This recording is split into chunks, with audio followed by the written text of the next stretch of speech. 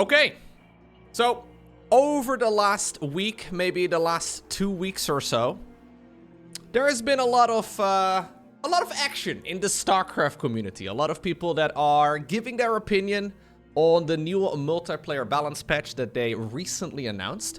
And apparently a couple of minutes ago, this just got posted on the official Battle.net website. 5.0.14 PTR update. I haven't looked at these changes yet. We're gonna experience it together. Fingers crossed it's a little bit better. Okay, so general gist of how the community feels right now, okay? So first off, somehow, some way, the Ghost managed to escape without any change.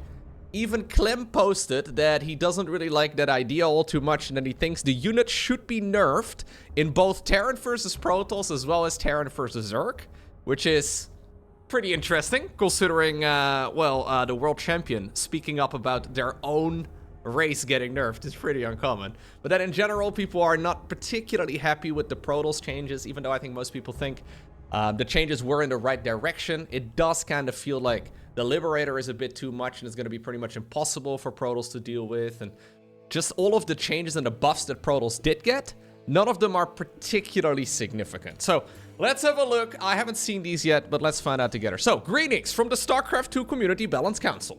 First off, we would like to thank everyone for providing feedback and testing the previously proposed changes.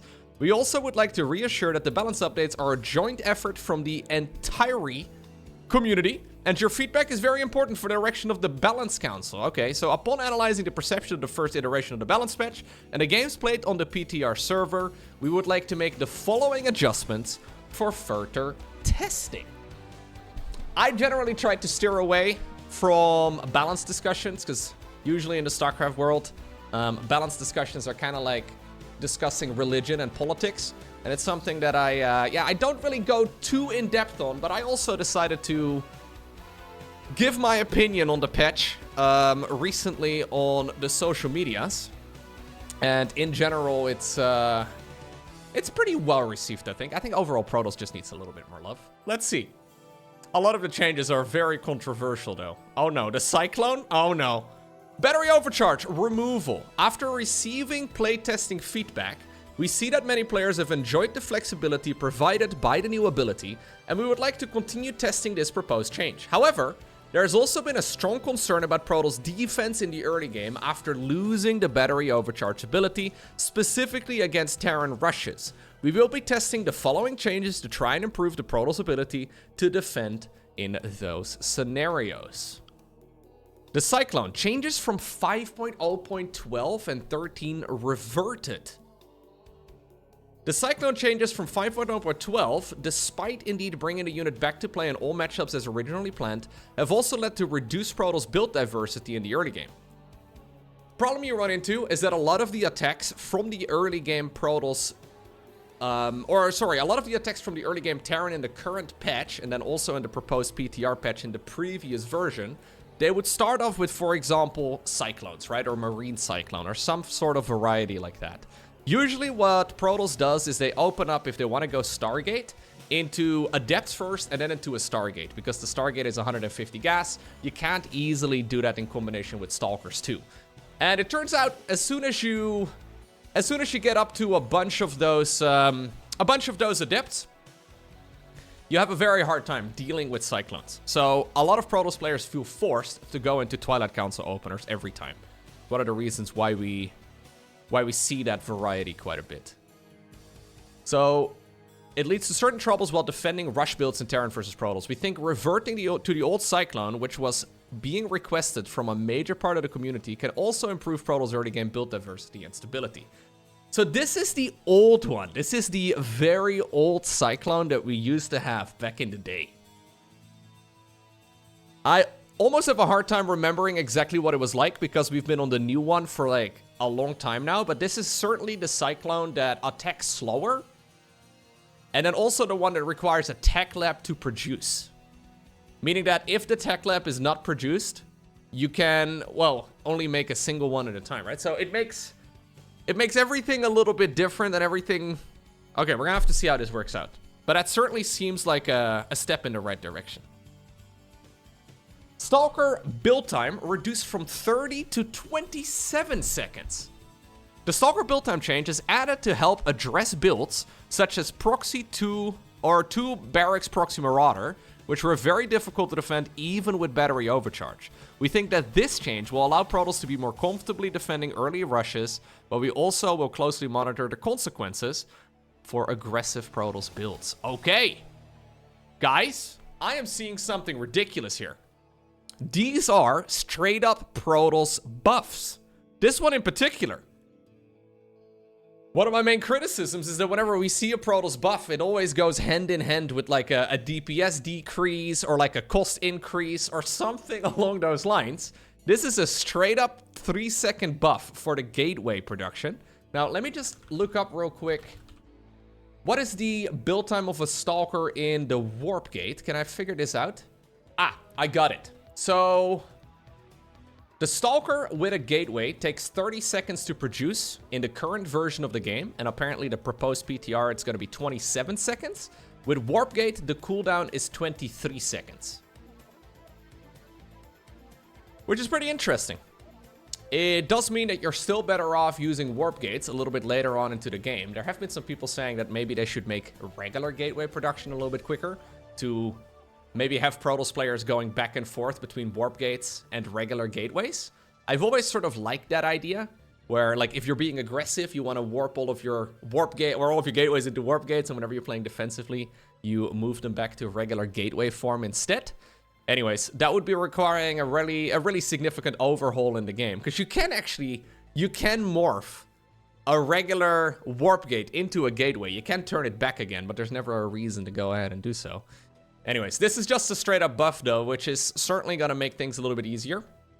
I don't mind this whatsoever. The Cyclone change, we're going to have to see how it plays out, but this sounds like it would address early game Protoss concerns quite a bit.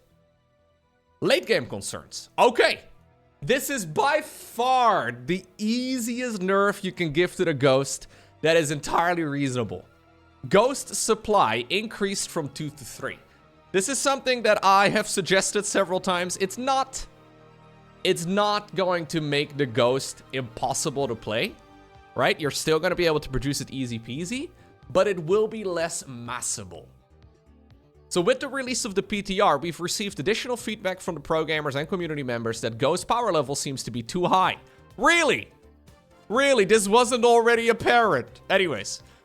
Despite multiple targeted nerfs in recent years, following this feedback, we would like to directly adjust the Terran's army late game strength through this change.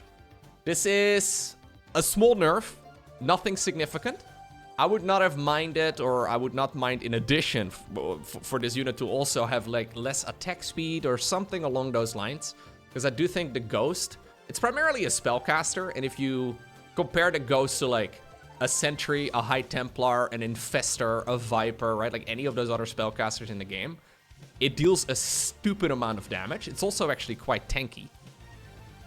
I think this is a start. Yeah, but this is certainly better than nothing. And honestly, this also doesn't appear nearly as tone deaf. I feel like even though the proposed PTR patch that we previously had was relatively good, and a lot of the changes I did agree with, all of the nitpicking and the tiny little details and not adjusting the Ghost, it just, I feel like a lot of people probably just felt themselves not being hurt. And this all is a great step in the right direction. No, okay, this one is a little bit more suspicious. Mothership now can no longer be targeted by Abduct. This is something that I've heard the community mentioned many times, and I see where everybody comes from, and I know that this is a popular suggestion, but I don't like it. The reason being is that Zerg has not got a good counter other than the Viper's abduction ability. You can technically swoop in with Corruptors, but I think the whole premise of the new patch is to make Hydras a little bit more viable. This is gonna make the Mothership massively popular in the late game. I'm excited to see more Motherships because I love the unit, but I do wonder what we're gonna see the Zerg players do against this sort of thing. But anyways, we've received strong community feedback about this change, since the Mothership was made untargetable by Neural Parasite in the past. With the changes back to 400 and the 8 supply mothership, we would like to test this idea to make the mothership less fragile in the Zerg versus Protoss matchup. There have been a lot of people that have suggested that, like, if this is too much, maybe you can only yoink the unit about half the distance because it's a hero unit anyways, and it already kind of breaks the rules. I wonder if this is gonna make the mothership... No. In my mind, this might make the mothership too strong. But I also kind of think the mothership has always been sort of, yeah, like C tier at best. It's always been one of the worst units in the game. One of the main arguments that I've heard as to why it shouldn't be abductable is because it doesn't make sense lore-wise. I think that's a bad reason, because a lot of the things don't make sense lore-wise. I mean, the mothership is supposed to be like a flying city. It should take up basically 2.5 maps at bare minimum. Yeah, it does seem a little bit weird, obviously, that it can be abducted. But this means that the only counter that Zerg has against the mothership, though, will be... yeah, Corruptors or Hydras, right? Like, that's already the case, but you can't really easily punish it. This is going to make putting it all in one big control group a lot easier. Like, this is gonna certainly help out, especially below the pro level. I can already imagine the amount of Protoss players around the globe rejoicing right now that the all army hotkey has gotten a big buff. Because this allows you to just sort of put it around your you can just kind of all army hotkey it around and not really worried about it all too much. But all right, let's see. Ultralisk anabolic synthesis, that's the movement speed. The bonus movement speed has been reduced from 0.82 to 0.59. We're gonna nerf it against Marine Marauder? We would like to test a reduction in the movement speed of Ultras, bringing it down to the same movement speed as Stimp Marines and Marauders. This is to try and make the Terrans feel more comfortable moving out on the map in the late game, as well as balance out increases in strength from the push priority change. Okay. Now that is a very obvious Terran buff. I don't think this is gonna make much of a difference in Zerg versus Protoss, although we might see it there. I'm mostly wondering, whether or not we're gonna see the Liberator changes also removed. Yes, okay, all right, now we can talk about it. I was gonna say that the Ultra seems like a much better unit now, that it can push units around, but the Liberator change was way too much. I think the Liberator buff, because that is flatly what it is, would just make this significantly more powerful. I don't hate this. Probably fine. It does mean that if you don't transition towards ghosts, players like, for example, Beyond will love microing Marine Marauder. You can basically, like, stutter stepping will still be hard because the Ultra will be able to catch up, but you can still, like, split against it and negate a lot of the splash damage. So this will make Marine Marauder a more viable unit composition against Ultras. Yeah, okay. So Brute Lord change is removed. A couple things with the Brute Lord. Apparently the Brute Lord was kind of bugged. The bug fix in particular made the unit substantially more powerful. I wonder if they're gonna keep the bug fix in the game. We'll have to see. So the change to the Brute Lord was 10 additional hit points to the Bruteling.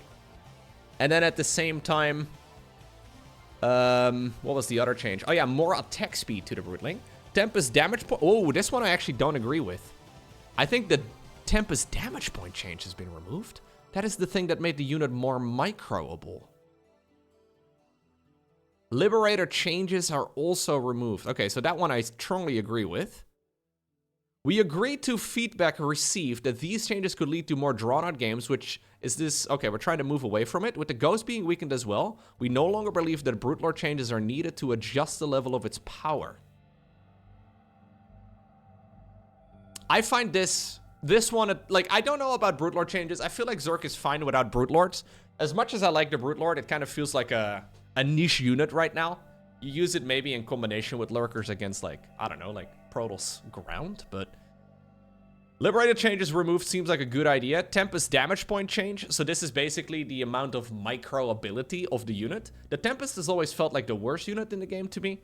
Maybe if they have like some more changes that make the Skytol's late game army a bit easier to transition into, like maybe like a change to The cost of the fleet beacon, something along those lines. I wouldn't mind that. Then I think it might be okay, but we'll have to see.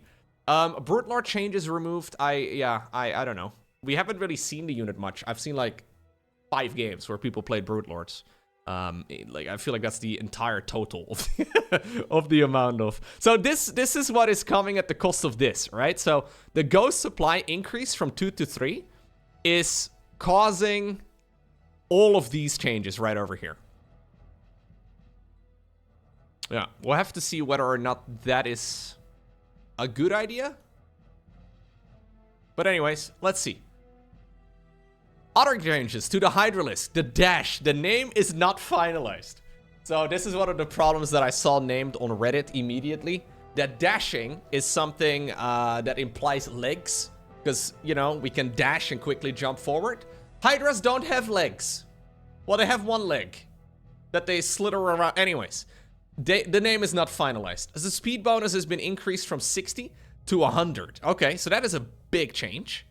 The dash is now point targeted, giving the Hydralisk a move order to the target location.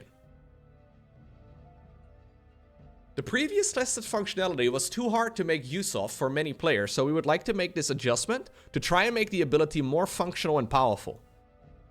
I've seen a few games with the dash ability in its previous iteration, and it honestly seemed very mediocre. It's one of those things that you kind of want to get, but you don't really mind not having it. We've already seen games where the pro gamers could have gotten dash, but they were like, 100 minerals, 100 gas, it's not worth my time, it's not worth my resources. I guess this is gonna make it better. Yeah, we'll have to see what it plays like. Lurker. Lurker health reduced from 200 to 190, and the sight has been increased. As we continue the disruptor changes, we would like to reduce the Lurker health to 190 so it will not survive 2 purification novas. Okay, so previously the Lurker had 200 HP. That is what it's had for a long time. Purification Nova did 100 damage, or now does 100 damage in the new patch. However, and this is how thoroughly this patch was thought through, I guess, in the previous iteration, the Lurker very quickly regens HP. So you would throw one Nova, it would deal damage. You would throw a second Nova, you would end up with a Lurker at like 1 or 2 HP because it has regened in the meantime. This is a very reasonable change that will make the Lurker never survivable against 2 Novas. I mean, unless it's like 10 seconds apart, which is very reasonable. And I guess this will also make Immortals. So the Immortal is getting a 25 mineral reduction, unless that's also changed. And then a 10% attack speed reduction. This is going to make the Immortal a little bit better maybe too, although I'd have to know the exact number of shots that it takes. I'm not exactly sure. The sight range is also being increased to fix an issue caused by the Lurker having identical attack and sight ranges, leading to its attack range having slight inconsistencies depending on the angle. Okay, so that is specifically if you don't have a unit ahead of the Lurker. I don't think this is going to be too impactful. Apparently it's going to make the unit's behavior more consistent. Lurkers deal 50 damage a shot, right? Or sorry, Immortals. Immortals deal 50 damage a shot, I think, without any upgrades. So it would go from 4 shots to 4 shots, but same, same deal, obviously. The unit can regen, so I don't think it's gonna make a huge difference. It depends mostly though, so like the unit adjustment to the Immortal, and maybe that's changed. Okay. It's the attack speed reduction, right? So we'll have to see how much time it takes, I guess, in the current patch and in the upcoming patch. I think, honestly, it will mostly be negligible. Probably, like, a couple percentage points slower. Anyways, remove changes. Missile turret salvage has been removed. Right. So, one of the main goals of the PTR patch was to reduce turtling. And then we allow salvageable missile turrets? It feels like that is very counterintuitive. We agree with the feedback that this change would be counterproductive to make less drawn-out defensive games. We're continuing to test the addition of salvage to the sensor tower, as it should allow for more interesting usage of the sensor tower in accordance with the other proposed sensor tower changes. Okay, great change. Great removal. Blue flame change removed, spinecrawler changes removed. Okay, spinecrawler changes, it basically allowed Zerg to two-shot a Marine, but no one's gonna make a spinecrawler against a Marine. Seemed stupid. Blue flame change removed as well. completely reasonable. I don't mind having the blue flame, to be honest. I don't think anybody's really played blue flame, but apparently we've gone back on that. We believe that the spine crawler adjustment is a risky change as it would lead to proxy hatchery threats. Right, so that is something I have heard about. I don't know if it's really that common, but it would indeed make, ZVP in particular more powerful, as well increasing the strength of 12 pool drone rushes in ZVZ. With spines back to their old power and Zergs being less reliant on queens, we would like to revert to blue flame changes as an order. Okay. Yeah, so nerfing the queen and buffing blue flame has apparently been considered to be too much. I haven't actually personally seen games where that is relevant, but I guess they have been played, because otherwise they wouldn't be going through all of this. Okay. So here's the full updated log. So the Nexus overcharge is gone, but we get we get the energy recharge ability. I'm really liking the look of this new ability. I think this is excellent. Shield battery HP and shields increase. So this is an interesting one. Gateway build time reduction. I wonder if this is going to make proxy gates more viable. I mean, it will make them more viable. I don't know if that's going to make them too strong. Might be difficult for Terran to go like single gas expense if they don't see a proxy gate, but this one seems negligible, but it's kind of nice. So the supply cost of the Tempest is still going down by 1. Anti-air range, I find this one very silly. I understand that this has been done specifically against the Liberator, but now that the Liberator changes are apparently being reverted, I feel like this one can also be removed. Ultimately, we're just removing half the patch at this rate, huh? Cost reduced, weapon cooldown increased still. I also feel like this is something that could be removed. I feel like the weapon cooldown doesn't really have to be changed. Okay, Disruptor changes, Mama Ship changes. In addition, now it can no longer be targeted by Abduct. Reverted to the previous version of like a year or 2 years ago of the Cyclone. Fair enough. This one is still dumb. I don't like this. So the orbital command can still cool down extra supplies and it insta heals. I think this is kind of silly. I also think this set of changes over here is kind of dumb. I've been thinking about this one quite a bit. So like Mutas have finally started to make a tiny little comeback against Terran. This is specifically targeted towards light units, which is what Mutalisks are. I don't quite understand why you would ever want to open up Mutas if Thors are going to counter them this hard. Basically what it means is that you can just avoid the Thor. As soon as your Mutas are fighting the Thor, they're going to die. So you're better off just avoiding them altogether. But like, think about the amount of games that we've seen over the last year where Mutas are actually played against Terran. I don't know. We have seen them we've seen some games where Zergs are trying to do Mutas and they tried to magic box them over Thors in the new patch. It simply doesn't work anymore because the Mutas will deal substantially less damage to them, or the Thors rather will deal more damage. I don't know. I don't like this set of changes. I don't think it does much. This is specifically good against, I guess, like, I don't know, Mass Void Ray. Don't know who's playing that, but okay, fair enough. So the queen change, the hatchery change, I was originally a little negative about it. I think overall this is quite reasonable. It does slow down the Zerg early game quite a bit, but not a ton, and I think it's reasonable enough. We'll have to see what it looks like in the end. I am not sold on the Spore Crawler damage increase. I feel like the health reduction on the Spore Crawler is fine to reduce turtling in the late game.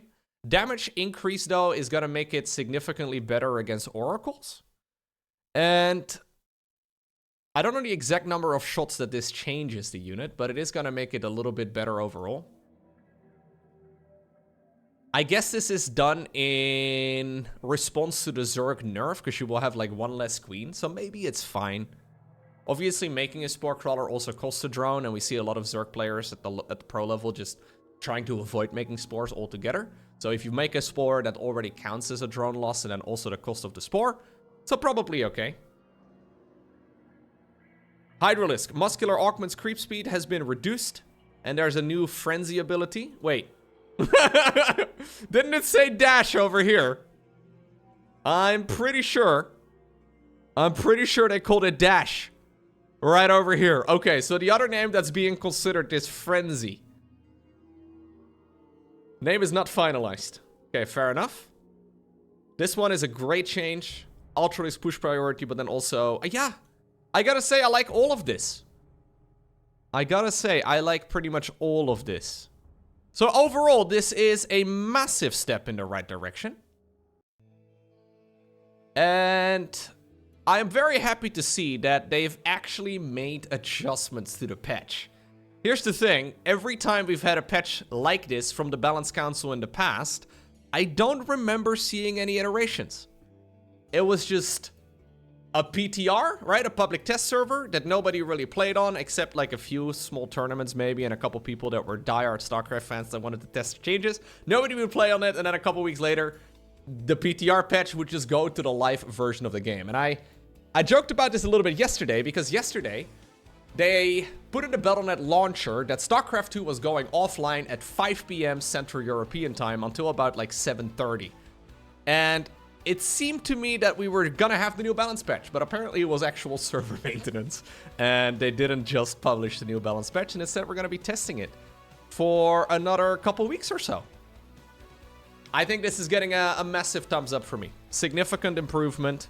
I'm excited to see what this is going to look like. Yeah, let me know your thoughts down below in the comment section.